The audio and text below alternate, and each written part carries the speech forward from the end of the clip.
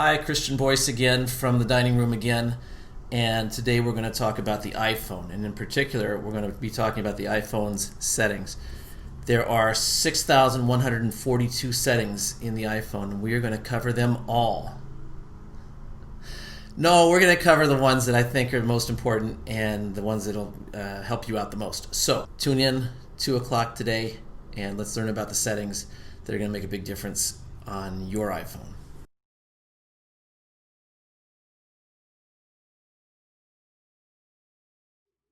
Okay, everybody. So it is 2 o'clock. It's time to have our class about the iPhone. Christian Boyce here. You remember me. I have a new camera today, so I hope you like the way it looks. Same old me, but a new camera. So today we're going to talk about the settings on an iPhone. There are so many settings. So many settings. I don't know if there's 6,142, but there are a lot. I wouldn't count that high.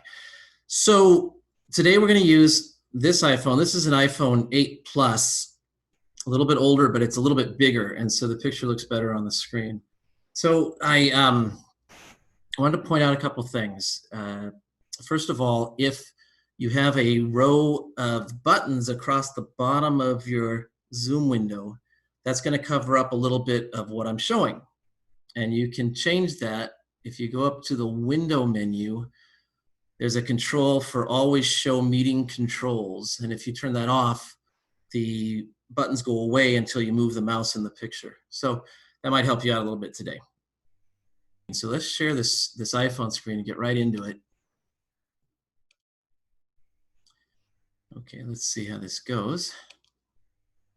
Here's an iPhone screen. Great. And I am at the settings. So the question was asked last week about the time that displays on the screen when I'm giving these talks. And here's the time right here. This is 9:41 a.m. It is not 9:41 a.m. Okay, I'm not doing this in some strange time zone where it's 5 hours and 41 minutes different or whatever. 4 hours and 19 minutes different. I'm not doing that. What I'm doing is I am just using the Zoom software, and the Zoom software has chosen to put 9:41 up there. Why 9:41? Because that is the exact time that the iPhone was introduced by Steve Jobs in 2007, and that's sort of an inside joke for Apple, and I guess for Zoom too. Anytime you see an ad for Apple, the product will be set to either 9:41 or 9:42. 9:42 is the time that the iPad was introduced. All right, there's your trivia for today. Let's get started. One of the hardest parts about the settings in the iPhone is finding the one that you want. Well, it turns out that right up here, there's a search box. So let's start off by searching. So let's say I want to find settings that help me manage the battery. Well, I can tap up there in settings, up in that box, and I can type now. I'm going to look for battery. And right away, we find the setting for battery. And if I touch it, I see information about the battery. Fantastic. Let's go back and let's do it a little bit differently. So I'm going to tap this X here to clear that out. Okay, that should do it. Good tapping. Okay, but this time, I'm going to do it by voice. So here, I'll use the microphone. So I'm going to say text size. And there it is. There's text size, and I can tap on any of these, this one here, or this one here, or any of these other ones too, and take me right to a text size thing. So let's do it. I'll tap the first one, and here's text size. Okay. So that was nice. So right away, you see that you can search for a setting, and that's going to save you a lot of time. It's a lot better than scrolling up and down. Now, to get out of this search mode, you've got to tap cancel here. You'd be at this all day. So I'm going to tap cancel like that, and now we're set. Okay. So that's great, because look at all these settings, right? There's gobs of them. So if you can search, that's great. You don't have to know where they are. You just have to know how to find them. However, you can do better than that, because you can use Siri. So even if you're not in the settings app, even if I'm here, okay, I'll go, here on my home screen, I can ask Siri to show me the brightness.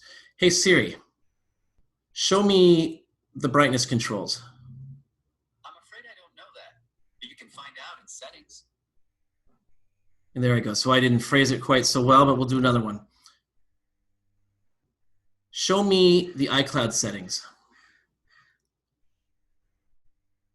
And there we are in the iCloud settings. So let me ask it to show me the brightness again. Show me the brightness settings. And there they are. Okay, so being able to ask Siri to find you settings is really nice too, even if you don't quite know what they're called. If I tell it to look for brightness, it's really finding displays and brightness. So I didn't have to name it perfectly. It still knew what to do.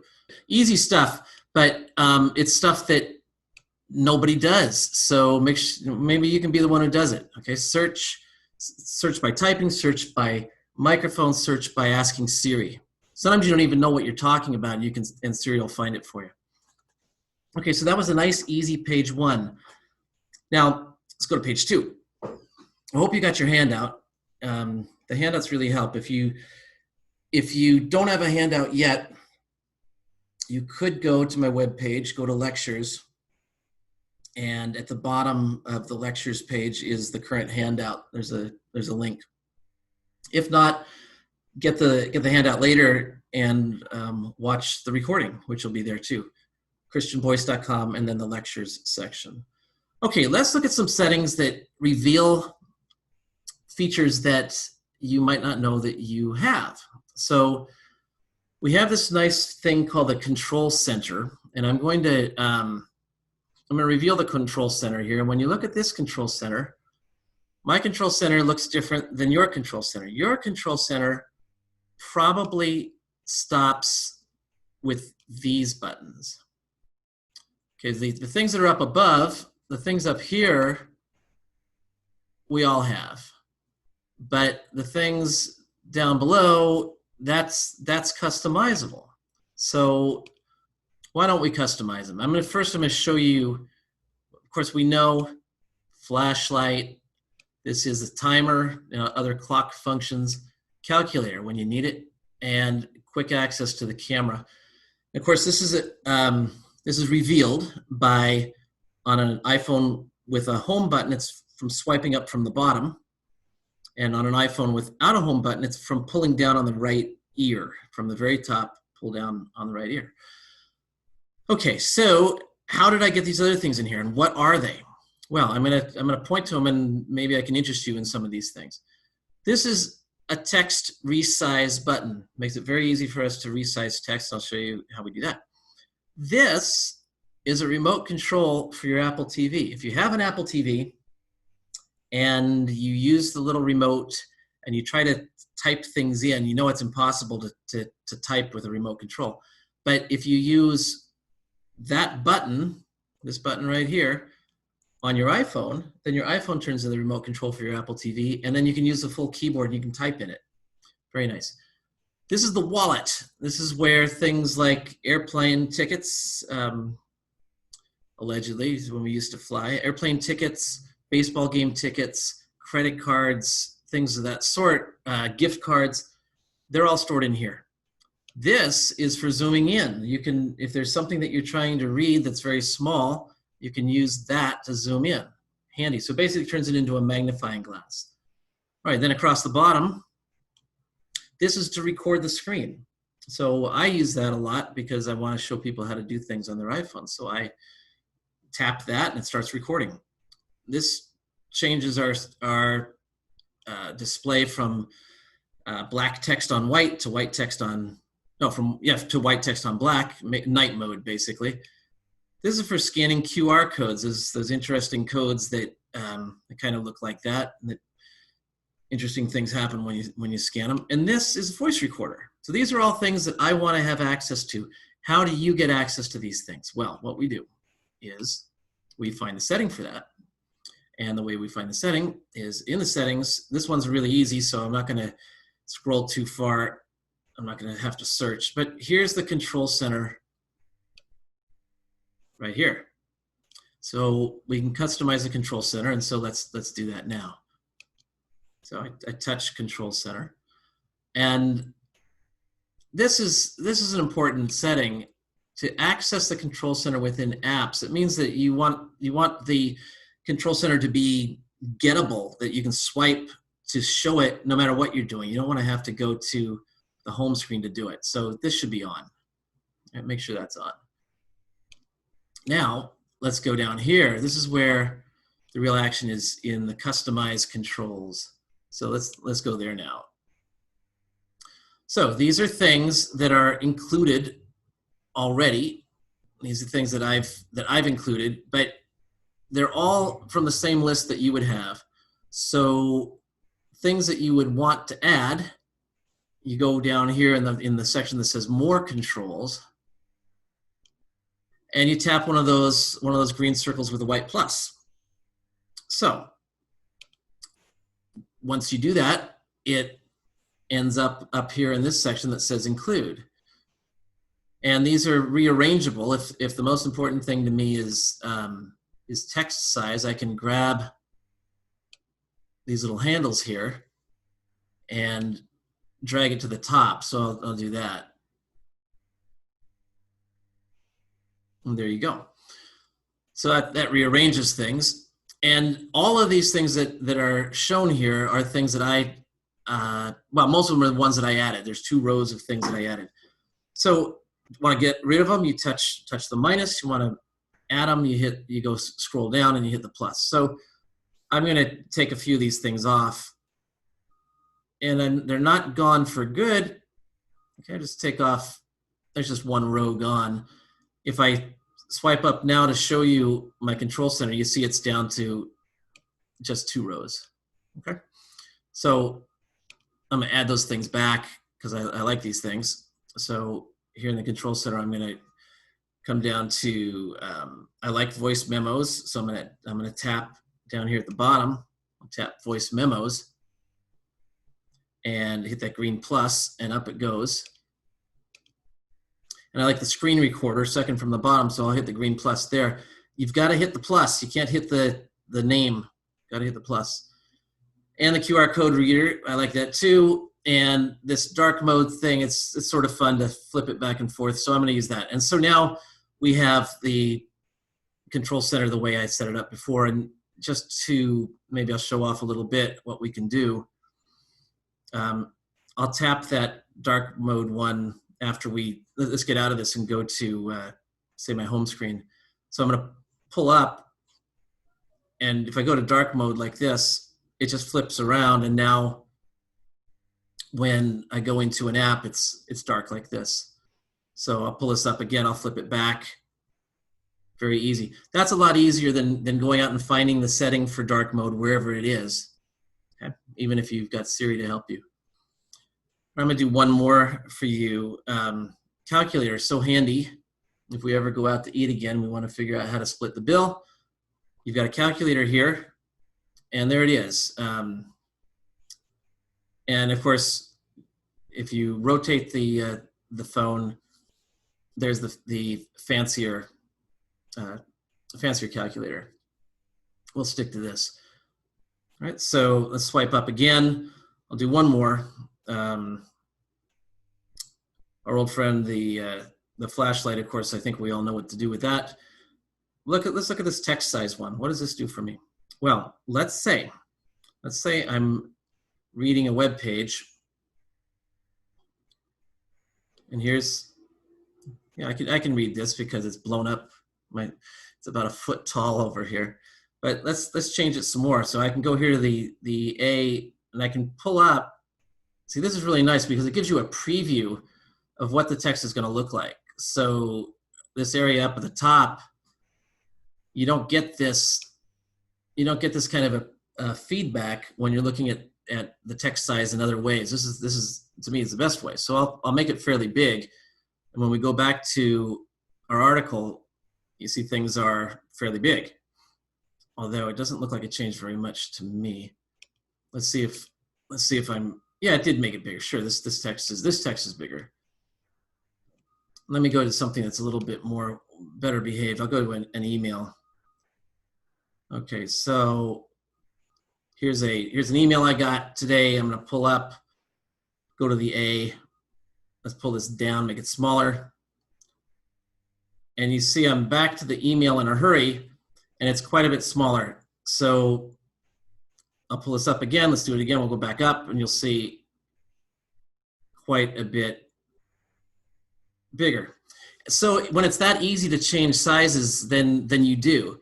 It's hard to change the size any other way. So you really want to add that button so you can quickly switch sizes. Okay, so that's our control center, and it's really, really handy. And put the things in it that you like, and everything will turn out just great because you don't have to hunt around on your phone to find stuff. It's kind of I don't know what you call it, a dashboard sort of.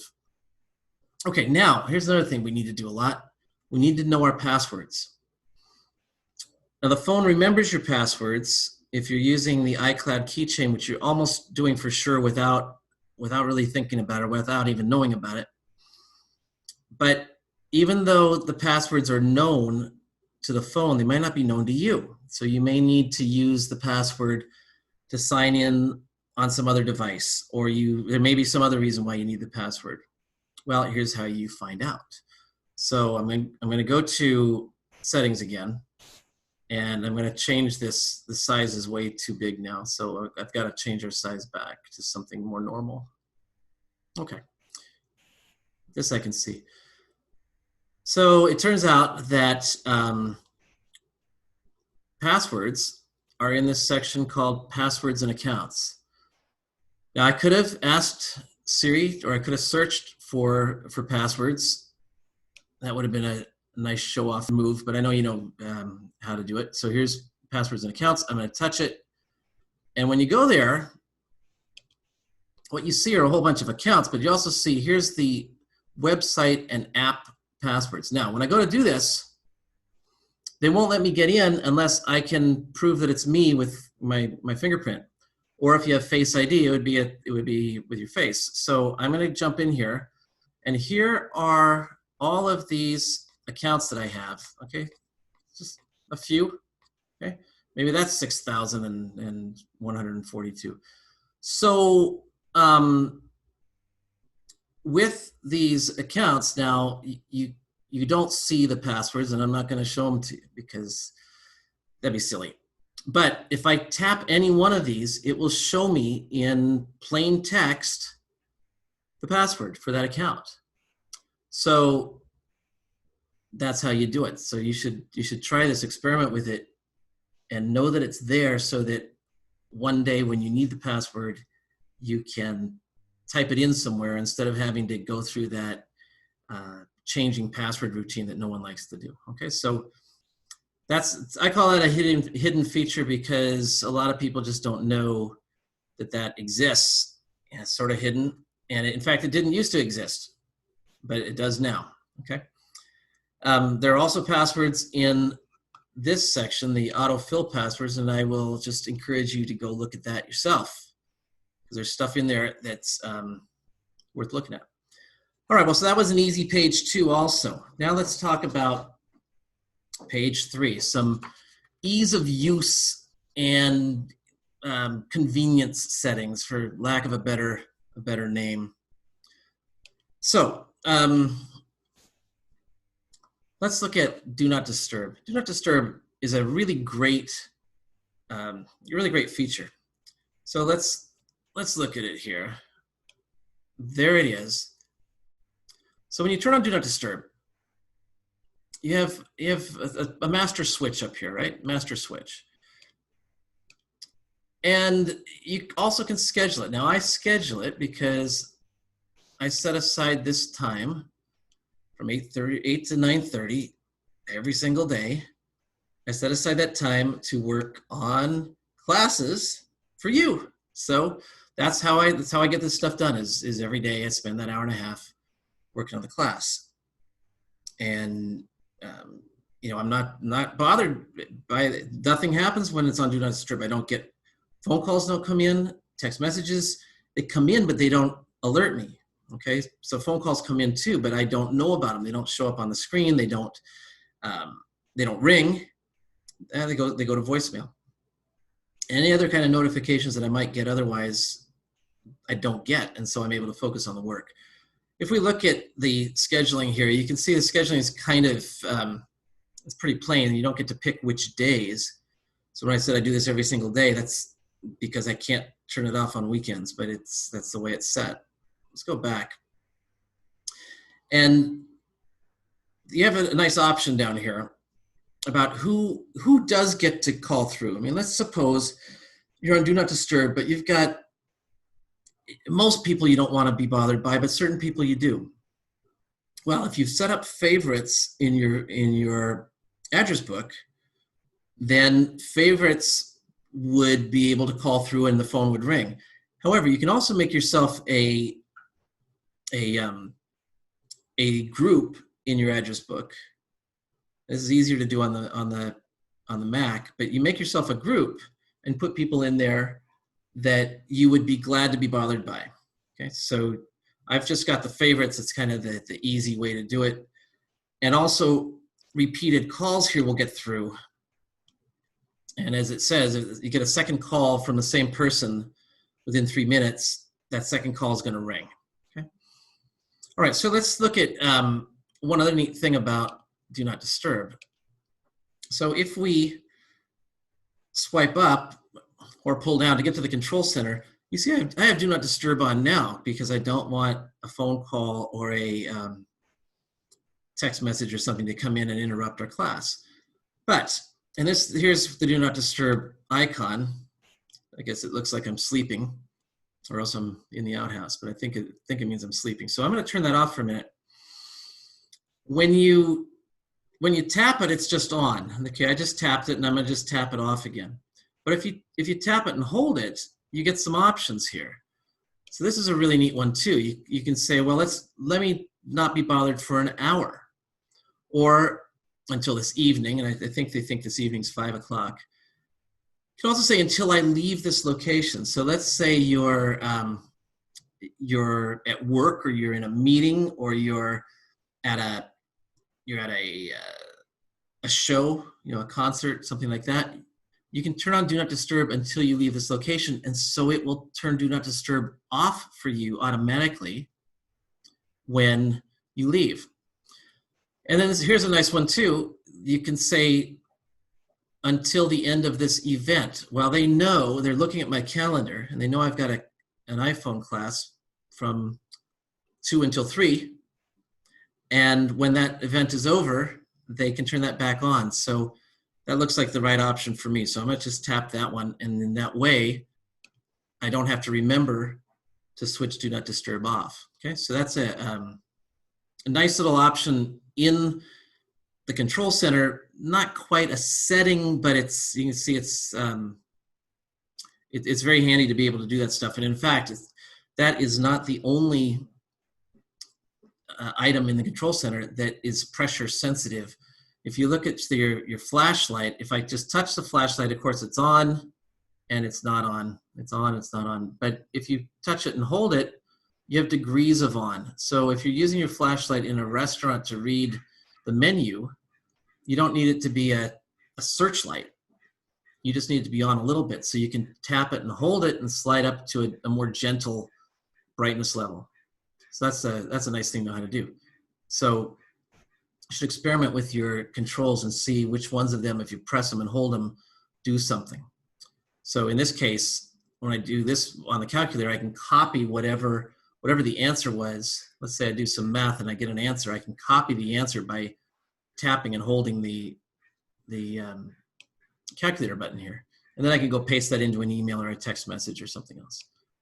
Okay, so let's move on to some series things. Actually, I'm going to do a whole class on Siri, but I want to show you right now one nice setting for Siri. So I know where Siri is. I can scroll around and find it, but I'm just to remind you that I can search. So I'll do Siri like this. Okay. So I'm going to look at the Syrian search settings. This is the one I want is this one here. So let's do that. And now you can see some important options here. You do want this one here. You do want Siri to listen for you to say, you know, hey Siri. I'm afraid to say it out loud. Oh, there she is. So she listened. She did well. So that means that I don't have to touch the phone to ask Siri to do something. So here I'm going to, both hands, I'm going to say, hey Siri, what's the weather like in Davis, California? It's currently cloudy and 68 degrees in Davis. Expect mostly clear skies starting in the afternoon. Temperatures are heading down from 69 degrees to 53 tonight. Well, that was nice. Okay, so you can see that you can, hey Siri is very handy, but you got to have that turned on. If you gave Siri a try once and you didn't like it, try it again. This is on a iPhone with a home button. You have this option here to press the home button and hold it in order for Siri to kick in. That's a handy thing. On your other phones, on your more modern phones, you'll have, this will say to press the side button and hold it. And the more ways there are to get to Siri, I think the better. Here's the part I really was planning on showing you, but I got distracted by how great Hey Siri is. The voice. So you'll notice my voice is different. I've got American, I know it looks like it's Irish. I've got the American male voice, and I'm going to play a little bit of it. I think you can hear it. I'm Siri, your virtual assistant. All right. Cheryl, did you hear that? I'm going to try the female one. I'm Siri, your virtual assistant. Okay. So I got tired of that one, so I went with the male I'm one. Siri, your virtual assistant. And of course, you pick different languages if you want to fool around, but I kind of liked, I got used to this one. It's like a butler, I think. All right, so that pretty much is that for Siri. I just wanted to show you that you can choose the voice if you want to be different and special, then yes, that's how you do it. Okay, let's continue. Still on page 3. All right, let's talk about making the text bigger. There's, I already showed you how to control it, but it turns out that I have more controls than most people because I went into the accessibility settings and added some size options there. So let's see how that works. I mean, you already know probably that if you go in here to displays and brightness here, they even show you double A's here, which is an interesting icon, and it's the first time I've noticed it, but that's kind of telling you that your size is in here. Well, when we do this, you do have some text size options, and I'm going to tap this one here. And that's nice. You know, it's good, but it's not as good as it can be. And I'll show you what is. I can slide back and forth here, and you can see this preview here. But imagine how much easier this would be if I had instead just swiped up and done my size here like this. Much easier, right? And you can see it's reflected. It's reflected here. So I'll leave that in the middle. I want to show you though that there's more sizes to be had. So there's big and then there's really big. So where we're going to go is we're going to go down here to accessibility. So in accessibility, we have a lot of options. and there some of these may be they may not be perfect for you today, but in another few years they might be, because a lot of them are about making the phone easier to see with eyes that don't see so well, and there's even audio things that help you. So let's take a look here at the display and text size. This is a different display and text size than we saw just a minute ago. So I'm going to go here. When you see it says larger text, what this did with this setting here, this maximum size A down at the bottom, it's bigger than it would have been if this weren't on. So let's switch this off, and you'll see. You see how big the A can be now. It's not nearly as big.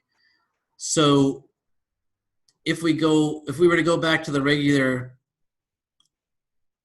text size settings here in display and brightness, we go to text size, you see the options. It really doesn't get very big. There's only, let's count them up. There's 1, 2, 3, 4, 5, 6, 7 steps from the smallest to the biggest. So that's nice, but let's go back to accessibility, and let's look at what happens when we turn that text size on. So make larger text on. First of all, look down at the bottom. You see here, there's the 1, 2, 3, 4, 5, 6, 7 sizes, steps across the bottom. But if I tap to turn the larger accessibility sizes on, now I have, I'm going to guess that's 14. Okay, so you want that on. You want that on so you can do, you have more options. Okay, and once you've done that, that's available here in our A. You see all these different steps I've got. Quite nice. Okay, so good. Let's move along. That's one of my favorites. Great thing to turn on. Let's see if there's something else in here that I wanted to do. No, that's fine. There's actually, if you happen to be colorblind, there's options in here for colorblindness to make the screen look right to you. And they even have different kinds of colorblindness too. So maybe you don't need it, but maybe you've got a friend who does, and that's a nice thing. Okay, let's look at one other thing you can do if you don't want to raise the size of the text. Remember that you can have the phone read to you out loud. So it doesn't matter what you're reading. It can be an email, it can be a web page. So here's an email I got today. And how do we access this reader? Well, you put 2 fingers at the very top of the screen and you pull down like so. Let's hear this message here. From Eric Stein. Address 10:52 a.m. to Christian Boyce. Read. iPhone class today. 2 p.m. Hey bud, you might like this I just got today. Bundle Hunt is offering its spring bundle with no unlock cost. Okay, so you saw the this panel here collapsed by itself, which is what it does in time. If you give it a few seconds, it gets out of the way. It's also draggable. I can move it around to a place that's really not in my way. And I can also tap it to expand it. And when I do, we see various controls. This is a 2 times, make it read it faster or slower. We can also play and pause. So right now I would need to tap this to play it. Jump forward, jump back, and collapse it ourselves. We can force the panel to collapse. If I tap once and then I can tap up here and it will collapse for me. But it's going to go away in time, so you can just let it go. So that's handy too, because sometimes you get a really long email and you want to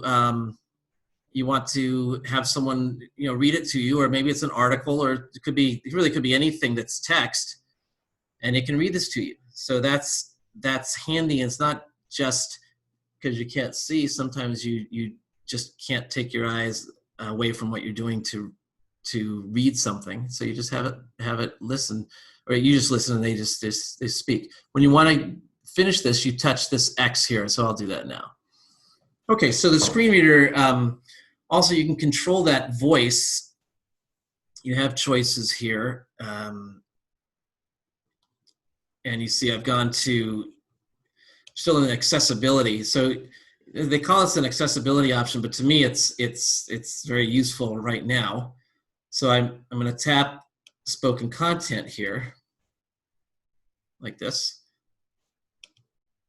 And I'm going to just remind you that this was the maneuver I just did, swiping down with 2 fingers from the top of the screen.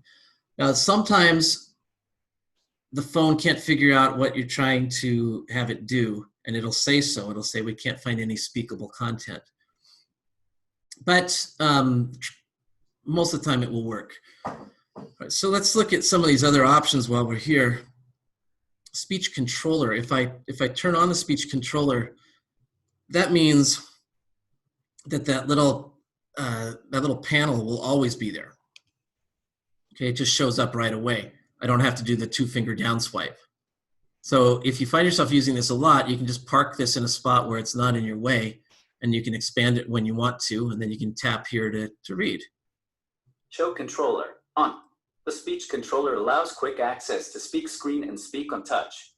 Okay, so that's it's an option that I have not chosen to do myself, but if I start using this more, I think I might. Let's go back and look at the voices here down at the bottom. Here's our voices, and also you have the speaking rate. So you get to play with these and get it the way you want it. And of course, they've got the classic, turtle here and hair there. So if you want to listen and hear what it's going to sound like, we move it up a little bit. Speak selection, read selected content. That's too fast. Move it back a couple of notches here. Speak selection, read selected content. That's a little. Speak selection, read selected content. That's the way I want it. And you also have voices, and so you can come in here. I think I've got a good voice here. This is the so-called Siri male voice, keeping it all consistent, but it doesn't have to be, okay? It doesn't have to be. So you can pick some other voice. These little cloudy icons like this are showing you that they're going to have to download this voice in order to use it for you. So that's no big deal. The ones that are, the bigger they are, the more likely it is to be a really high quality voice. So this one's probably a better quality than this one because it's 4 times the size. This one that doesn't have to get downloaded, and Fred, these are they're more robotic, computer-y voices. So you can experiment and see, and none of these things take up a lot of room, but they're the ones that take up some room. The reason they take up room is because they're really good. So those are probably the ones you want to use. Okay, let's see what's next here. Still on page 3. I'm gonna go back here. I want to look at something called sounds and haptics. All right, so I happen to know that sounds and haptics is on this first screen, but if I didn't, let's just refresh our memory. I'm going to ask Siri to do it. Show me the sounds controls. Didn't like that. Sorry, I think I crashed my phone. Let's try again. Show me the sound preferences. And here they are. And in fact, you see at the top, sounds and haptics. So what are haptics? Haptics are those little kicks that the phone gives you, those little bumps that make it feel like you're touching something sort of real. So when you touch a piece of glass with your finger and it kind of feels like you pushed down and clicked on it, but you really didn't. It's because there's a little thing that kicks back at you that, and the vibration fools you into thinking that it's an actual click. Well, those are really good things because if you go down here, especially here, this is really the one I want to make sure that you have on. What haptics do is they reinforce things that you've done. So when you have a button like this, if I turn this off, it's just kind of off. But when I turn it on and haptics kicks in, you can feel the button all of these buttons, as I turn them off and on, the system kicks at me as if I've flipped a real mechanical switch. So if you went to Sounds and Haptics, if you turned off System Haptics and then you started turning off other buttons like these two, there's no feedback. You couldn't tell with your eyes closed that you hit them. But if you come back down here to System Haptics, you turn it on, and now you close your eyes, you can, here's my eyes closed, I can feel I hit them, because I feel the kick. And that kick is good feedback. So the more feedback you can get, the better. You know, it's nice, quiet feedback. Okay, so that takes care of that one. All right, questions so far? Okay, good. Now we come to a section that I call Other Important Stuff. And it's kind of a grab bag of things, but they're all important. And let's start with the first one. Let's right up at the top here. Let's go to General. This General sounds, you know, so plain, but so important. I'm going to go to General. And when I'm in General, I'm going to go to About up here at the top. And in About, we're going to see something interesting. Here's the name of my phone. You should name your phone. You don't have to name it like you would name your pet, but you name it so that you can identify it in the list of items that you have from Apple. And if they're all called iPhone, then you can't tell which one is which. And I'm going to show you where you would see a list of your devices. This should get a name. Now, when you tap on the name here, you see the chevron pointing to the right. So we'll hit that chevron. And when we do, this is your chance to name it. I'm going to capitalize that P. I don't know if that's right or not, but I'm going to do it. Okay. So if you don't do that, right out of the box, they're all called iPhone. If you've never changed it, then you can't tell one iPhone from the next by looking at the name. If you upgrade from an iPhone, let's say I have another iPhone. Let's say I buy a new phone, and I use this phone to transfer information to my new phone. My new phone will be called CB iPhone 8 Plus, which is a terrible name for any phone that isn't this one. So that's something you have to do after you set up a new phone. You have to go there and change it, and it's for your own good. So I'll show you why in a minute. Let's go back to our iCloud settings, which we did it the easy way by searching for iCloud, but I'm going to do it slightly hard way. If you touch at the very beginning of settings, if you touch up here and you tap your name, and then down here you'll see iCloud. So it used to be there was an iCloud icon all by itself. Now it's a couple steps away. But once you get here, you may be interested in knowing where is all my storage going. Like here I have, it tells me that I've got, I've used 252 gigabytes of 2 terabytes. Well, let's find out where it went. So what we're going to do is we'll tap here in the Manage Storage. And when I do that, I will see, I hope, I'm going to see that a lot of my, a lot of photos, right? This is showing me a lot of yellow photos and quite a bit of backups. Let's see about the backups, and you'll see the names of these devices. So let's touch where it says down here, backups. Let's see about the backups. So I touch the backups. And now it shows me the devices that are being backed up to this account. So they even tell you this iPhone, so that's nice. So we know that there's that one. Here's my iPad, and here's my other iPhone, and here's an old iPad and another iPad and a phone. They all have different names, and that's really the whole point is by naming the devices, I could tell which one is which. All right, so that's useful there. Sometimes you find that you have devices that you don't even remember. And so you can tell what they are by their name, and so then you can remove them. Okay, so that takes care of the top quadrant here on other important stuff. Let's talk about battery. Everybody cares about their battery. No, there's never enough battery. So where's the battery? Well, let's go back and let's do a little search.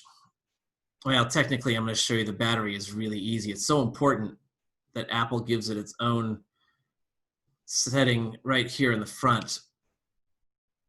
Okay, so let's go to the battery. Okay, so when you're looking at the battery, you're looking at battery options here, and then the settings, they show you, first of all, this one that says battery health at the top. This one is to let you know kind of what you can expect. If your battery is getting old and it's not working so well, they'll let you know, and then you won't be surprised that it doesn't hold charge. So let's tap that. So this one tells me that maximum capacity is 89%. So this one is never going to get to 100% of what it used to have. It may show me that it's 100% charged, but the 100% now is like 80% when it was new. So 89%. So it'll never really be lasting as long as it used to be, but it's still doing okay. And this is an important thing here too, peak performance capability. It means that if I do something that needs a lot of battery power, the phone's up to it, the battery's up to it. There comes a point where the battery's not up to it. And in those cases, it slows down the phone a little bit so that your phone will continue to work. They're not trying to slow down your phone so that you buy a new one. They're trying to slow it down so you don't have to buy a new one. Okay, so this is a really neat feature. But right now they're telling me that they are not slowing it down because they don't have to, because my phone's battery is in good shape. Okay, that's an important thing, but you can also look here and see some other important things, like how am I using the battery? Well, you can see which apps are using the battery. You may find sometimes that an app is using a lot more battery than you expected. Like maybe it's an app that you aren't even using anymore. Maybe it's something that you used a couple times and you forgot to turn it off. Well, if you saw something that was like that, you would want to. If I tap it, I can see how much time it's been on the screen. If you want to get rid of it, well, then that's another one of those, double click and swipe it up kind of deals, right? So you say, I'm going to get rid of these things. You know how to remove these things. So this gives you knowledge, right? This just lets you manage it yourself. The system's not going to turn off an app for you just because it's using a lot of power, but you can do that. Once you come in here and you look, you'll know which ones you really need to turn off.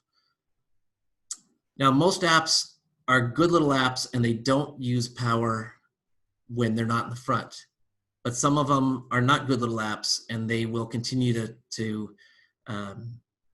draw power, and this is your way of finding out. Okay, let's talk about saving a lot of power here. There's a couple things we can do here. There's, first of all, location services. Let's look at location services. So it'd be nice if I saw them right in front of me. I know they're here. Well, why don't we just do a search? Let's look for location. Location services. All right, this looks, yeah, oh, it's in the privacy section. How about that? Who knew that? Who knew that? Well, I didn't know that, I forgot. So in privacy down here, once you go to privacy, there's location services up there. So let's talk about location services because it's really important. It's to me, the most important part of the privacy section here. Location services is all about using the map antenna, the GPS antenna, to find out where you are, and then to pass that information to different apps. So let's look at which apps I have that are currently using my location. I think when you do this, you're going to be surprised. First of all, you almost have to have location services on. If you don't, then things like the maps aren't going to work because if it doesn't know where you are, it doesn't know when to tell you to turn. If you want to find movies around you or Chinese food near you or something like that, it needs to know where you are so it knows what near you means. But let's look at some of these apps here and what's who's using what. So here are the AAA app and the weather app here at the top. These two. This is reasonable. The weather app is using my location when I'm using the app. It uses my location because it needs to be able to tell me what my weather is where I am. If I look at the options here, you can see that I could say never, and then it's never going to know where I am, and it can't tell me what the weather's like where I am. Let's go back to the AAA app. When I'm using the AAA app, like I was yesterday, because I had to call a tow truck, I want to be able to have the AAA app know where I am so that it can say, okay, I know where you are. We're going to send a tow truck to you. Sometimes you don't even know where you are. You're on the side of the road somewhere on the highway. Well, this is a great feature for them to know where you are. So you don't want it to be always, because if it's always, then the app is always keeping track of where you are, which means it's always draining the battery. So this is a battery thing, really, privacy and battery, but battery is really important. Okay, so that one's, you see, that's why you would want to do it sometimes. Now, if we look at some of these others, do I need to know? Okay, this one here, this one called Citizen is sort of a neighborhood thing that lets you know when things are happening, sort of police and fire stuff near you. So if I leave this neighborhood, it'll tell me about things that are happening near me wherever I happen to be at the moment. And this symbol tells me that it's done it recently. But in general, what you don't want to do is you don't want to have a whole lot of apps that are always tracking you. Partly because it's just creepy, and partly because it drains the battery. You can't have an antenna without the battery amplifying it. So you want to watch out for that. That's all. So that's what that's about. And I think, I think that was the one I wanted to show you. Now I want to show you also. I want to show you. I think there was one more thing. So pardon me, glasses.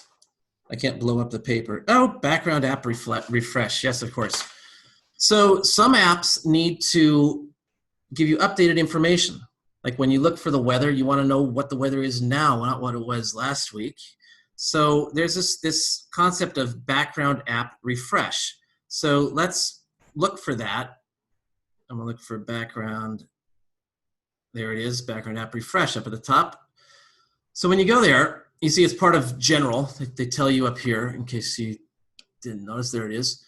So background app refresh is important for certain apps to be always updated, and some of them not. Like probably not so important for, it's not important for me to have Amazon to be refreshing in the background. When I want Amazon, I go to Amazon and I see what's going on then. It is important for something like, say, the Auto Club here, my AAA app. Why is that important? Well, it's important because if I switch away from the app to take a phone call or to do anything really, I just check an email, I want that app to be able to update and to show me when the tow truck is coming. Okay, so if I turned off background app refresh, it'd be a little slower to do that. Let's look at a couple other things here. There are some that are just crucial for knowing where you are. Like here, the maps. Once you set a destination in your map and you're going somewhere, you are likely to get a phone call or check an email or get a text message. You need the maps to keep working in the background. It can't just stop because you're not looking at it anymore. Otherwise, it won't know when to tell you to turn. So that's when you do want it. But if you can't come up with a good reason for somebody to be working in the background for you, then there probably isn't a good reason. So I'll show you one more that's not, that by default is turned on, but you don't need it. The stocks, like if you go to the stocks and you have background app refresh turned on, it tells you the stock prices right then, that instant, just as you come in. If you don't, then that means you have to wait like 2 seconds for it to come down and show you what the numbers are. So it's really, it's a waste of battery to save those 2 seconds. Okay, all right. Okay, on to the very last one. Let me see here. I've got one more thing, which is, oh yes, in the battery, more battery stuff. Let's go back to our brightness and display and brightness. So here, the easiest way to save your battery is to bring the brightness down. Okay, there are those who like to have it full blast all the time, and that's fine, but it's a choice, but it kills your battery. Okay, that's what uses the battery, is the screen. So speaking of which, if your screen is set to never turn off, like mine's set to never turn off because I'm giving a class. But as soon as I'm done, I come in here and I make it 30 seconds. So that means that I'm not going to do it now because we have a couple minutes to go. It means that when you let go of it, you set it down, it's going to go dark in 30 seconds, saves the screen. So this of course is a trade-off. When you're wearing a mask in the grocery store and you're trying to look at your grocery list on your phone, it's a pain because it keeps turning off. So you might want to up the number here while you're in the store, or maybe even to never, and then remember to turn it off again. Okay. So anyway, big battery saving in going with the minimum there. And finally, as we've got a round for home here with 2 minutes to go, raised awake. Okay, so raised awake means that if the screen is dark, if the phone's on the table and you pick it up, it will light up. Sometimes that's what you want, sometimes not. If it keeps lighting up when you pick it up, that's a little bit of battery that maybe you don't need to use. So when your battery is running out, that's something to turn off. And if you just want to try it for a day to see if it lasts longer, turn that off. This keeps it from turning on when you're picking it up to put it in your pocket or in your purse, or just to pick it up to carry it somewhere. So you save a little battery that way.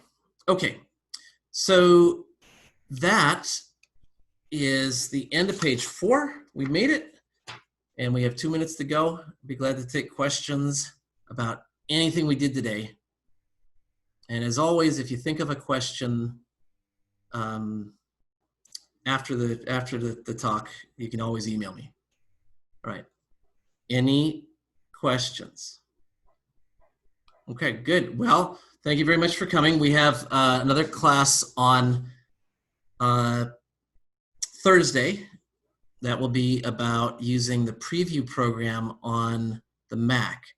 And that's a really neat program. It's sort of like Acrobat, only a whole lot nicer to use, and it's full of nifty features that nobody seems to know about. And you're going to know, and you're going to like them. Okay, that's all. Thank you very much for coming. All right, and goodbye.